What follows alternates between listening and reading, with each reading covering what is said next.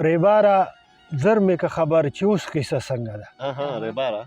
ریباره زر مې که خبر چې اوس قصه څنګه ده لیونی شوي چې و ما پسې هغه څنګه ده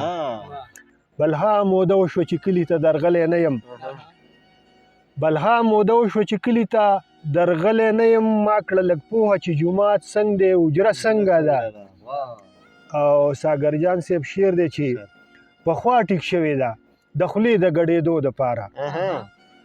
پخوا ټیک شوې ده د خولې د ګډېدو دپاره ورته اکثر وایم دغې چې اوس ستا خپه څنګه ده پخوا ټیک شوې ده خو د خولې د ګډېدو دپاره ورته اکثر وایم دغې چې اوس ستا خپه څنګه ده او د چا جپا مې حافظه برباده کړې دومره د چا جپا مې حافظه برباده کړې دومره مور ته اکثر وایم بیبي زما نامه څنګه ده ته ورته تللی وي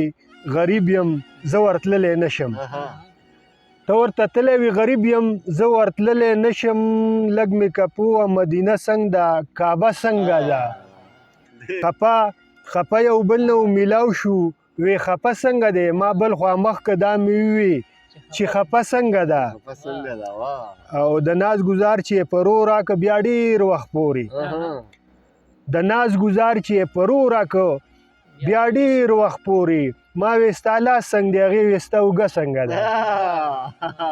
او ما ته یو چا د عشق ویلي دي حیران یم په دې ما ته یو چا د عشق ویلي دي حیران یم په دې چې په دې کار کې د مور پلار سره مشوره څنګه ده او هغې ویل چې مونږ به تل تر تله څنګه یو ځای شو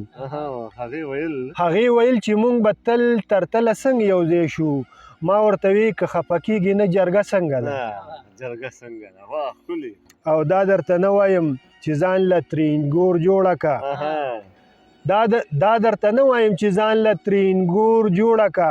هسې په خپلو کې یو مورې دا دغه څنګه ده ما ورته وی د ملاقات د پاره کوم وخت ښه دی